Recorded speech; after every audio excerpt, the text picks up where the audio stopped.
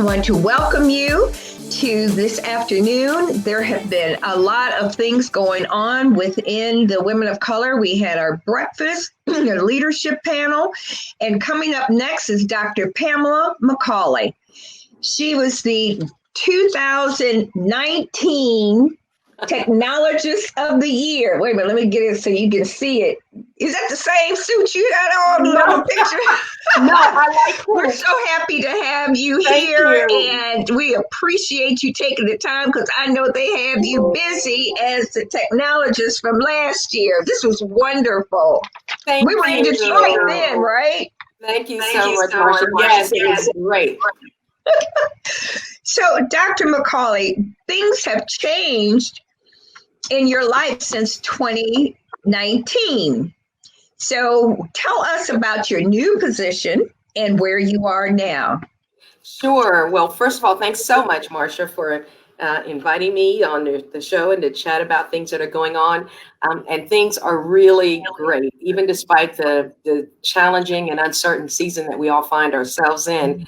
But since last year, I have accepted a position as Associate Dean of Academic Programs at the Wilson College of Textiles at North Carolina State University. And so it's been a great year in terms of adjustment and moving and learning new and different ways to do things. And I'm determined that with all of these challenges and uncertainty and racial unrest, that I find positivity in the moment. And so I have been making a concerted effort to make sure that I do find positive and good things that are happening, and also try to make good things happen for myself, for other people as well. Mm-hmm. I think it's really important because you've had an illustrious career from the National Science Foundation to MIT fellow, and I mean, the spectrum is broad. Please talk to our audience about leadership. I think leadership is really important for women of color and understanding what all of that means. Would you care to share? Sure. You're right. I mean, leadership is so important, and it's particularly important that we as women of color, that we understand that we need to be ready to take on the leadership roles, that we also need to prepare ourselves for leadership roles. We need to put ourselves in environments where we have the formal and informal experiences that prepare us to be leaders, because I love the theme of the conference, Reset to Rise, the world is counting on us, because I think now more than ever that the world is going to be looking to women and women of color, because we have got to see some change in the way things are done and are being done. For example, the technologist of the year 2020, amazing Rear Admiral Dr. Sylvia Trent Adams, yes. To think the responsibility that she had in terms of overseeing much of the testing for the nation at the beginning of the COVID-19 crisis. And so that's leadership, is being willing to step into those roles, being willing to take on things that we are not accustomed to doing, and being willing to ask for help when we need it. So, but leadership, I mean, I love seeing the new crop of young women who are coming along, who are bold and willing to take on these roles. And I want to say this too, ask for leadership opportunities. Don't just sit around and wait for somebody to pick you. Tell people what you want, that you are interested in leadership opportunities, even small ones. So please do that. And again, prepare for leadership. And then you know what? One of the panelists this morning, Rachel Hutter, made such a powerful statement. She said, don't be afraid to make mistakes. I mean, and so often we're paralyzed by fear, and we don't want to make a decision because what if it's wrong? Well, some of our decisions are going to be wrong, but that doesn't mean that's the end of your career. You will learn from those things. So be bold about stepping into leadership positions. Don't be afraid to make mistakes. Take the best knowledge you have, make the best decision, and keep it moving. And keep it moving, right? Your line. And that's real, though. You have to, or you get stuck. Right? Yes, you do. And you get you get afraid of, well, last time I did it, this happened. Well, you know what? Look at what you did last time, learn from it, but keep believing, keep working, keep knowing that you can, in fact, do very well as a leader. And we need, again, so many more of us willing to step up and take these leadership roles. I think one of the things that's really concerning is the fear of being accepted. Oh, yes. Right? Well, it is. And this is the thing. Some people are not going to accept you. Okay. Some are not. Right. But guess what? It doesn't matter. Mm-hmm. Everyone does not have to accept you for you to be successful. Everyone does not have to agree with you or like you for you to be successful. And leadership is not a popularity contest. Now, I like being liked as much as the next person, but I'm much more about the mission of the organization or the mission of the program, what it is that we're trying to accomplish. So it's not personal. And so you may not accept me. That in no way gets in the way of what I can have already done and will continue to do. So that's another thing that I encourage women to do. Don't make it personal. Well, they may not accept you. But you know what? They will accept a solution that works and brings money to the bottom line of the organization. Oh, no question. You don't even have to think about that. That's real. Right. That's real. And you have to go outside of the box. What do you do about the people that are blocking that see that you as a threat? Mm-hmm. Right? Well, yes, and they are real. It's real. I've experienced it. For many of us, we have to build advocacy within our organization. So know that you can have unlikely allies. When I was at the National Science Foundation, I built very strong relationships with people inside and outside of the foundation. And so having those advocates in your sphere of influence that can speak on your behalf and can help elevate you for opportunities, for positions, when you may not be able to get over, say, the person who's right above you, who may be standing in the way. It's very important that we are creative in terms of how we're building our web of support. And I use that term intentionally. I had a National Science Foundation grant about 3 years ago where I was studying what are the factors that contribute to the success of African-American women who are engineering faculty members in the academy.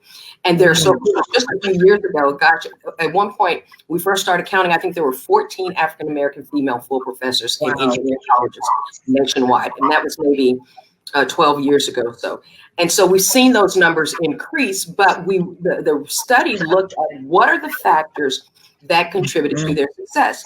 And a huge part of it was what we termed a web of support. So women of color have to be creative in terms of how we build our network. So we have folks that support us that are in our field, but not necessarily at our institutions and for a person in a private company. Someone who may not be in your company, we're all members of professional societies. So finding alliances in professional societies, as well as finding alliances in other professional relationships. And so really building that web of support, maintaining connection to our academic institutions. And so really understanding what the resources are in your field of study and how to build a network that provides support, that provides advocacy, and that provides opportunity. Support, advocacy, opportunity. That's huge. Support, advocacy, opportunity.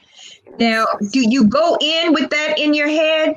Do you go in with that in your head that you need to be thinking about these three areas? Because we don't always think about these things when we go into a new position or when we're positioning ourselves for a position, right? Because there's a positioning that goes on, right?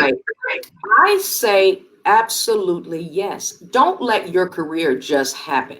Don't let it just unfold. Be an active participant in the direction in which your career goes. And I don't think enough women do that. Again, with the panel this morning, the Leaders and Legends panel, it was so powerful because one of the women, Dr. Karen Rodriguez from Abbott, was talking about how she was pregnant when she accepted a leadership role with her first child. And then when she was pregnant with her third child, she accepted another leadership role.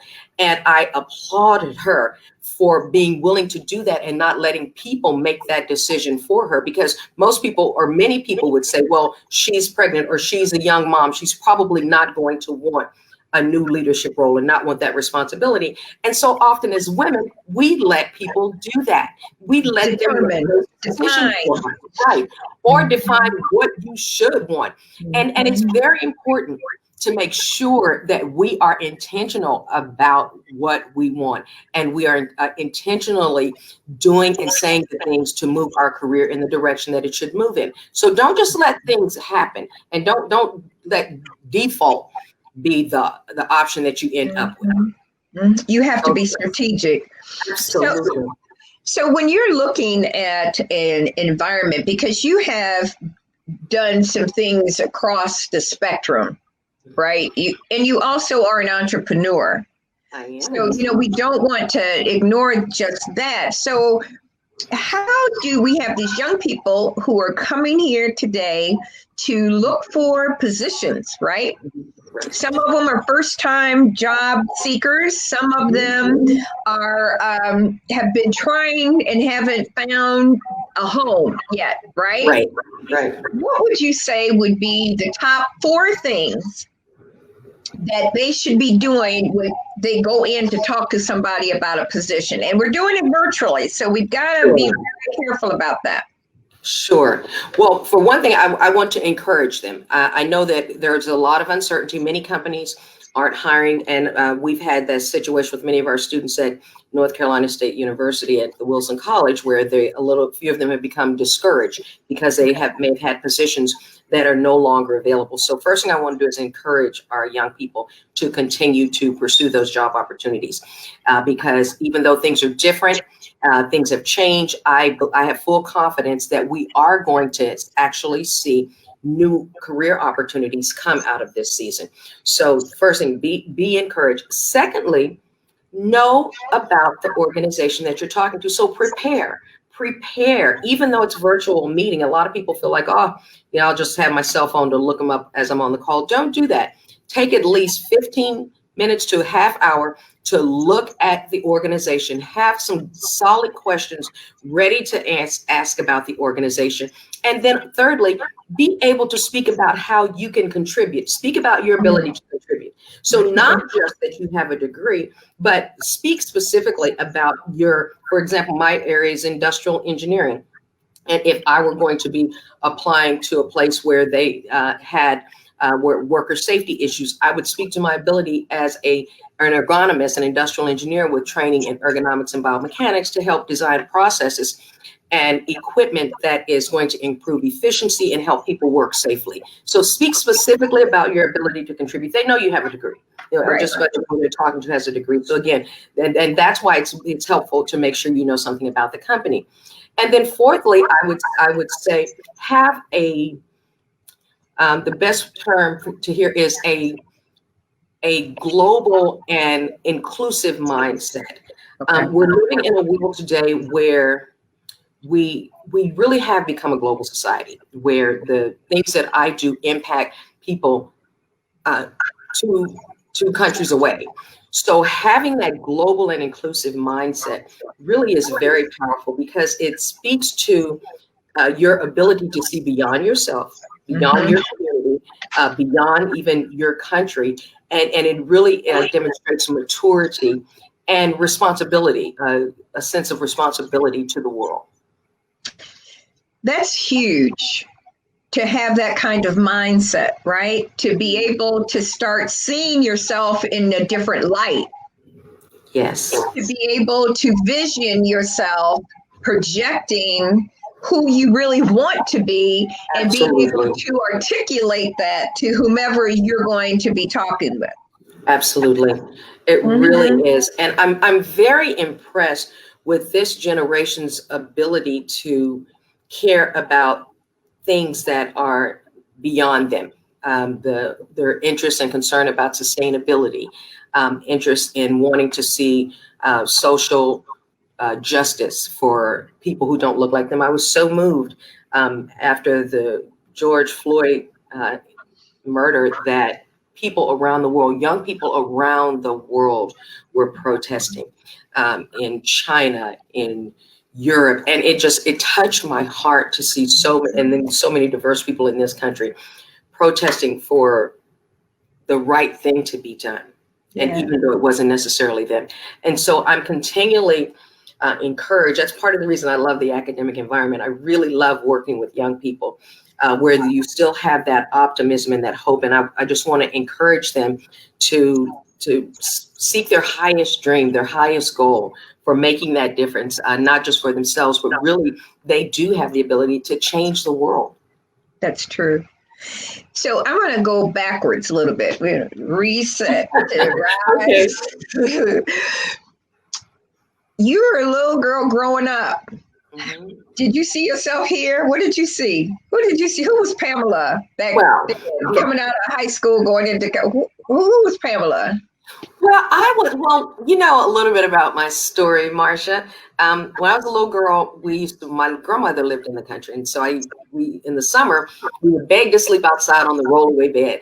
And I would look up at the stars, and I fell in love with the sky, the constellations, and with science at a very early age. And then my dad told me I was smart, so I should be a doctor. So my original plan was to be a medical doctor. And so I started college with plans of being a medical doctor, and soon found that I really wasn't that fond of the sight of blood. And so I probably wasn't going to make it as a medical doctor. And so I remember talking to my dad about it, but I was a young mother, and it's funny. I had sense enough to know that I needed to make a decent living. And so I actually went to the library and looked at what the different career options were that you could make a good salary with a bachelor's degree.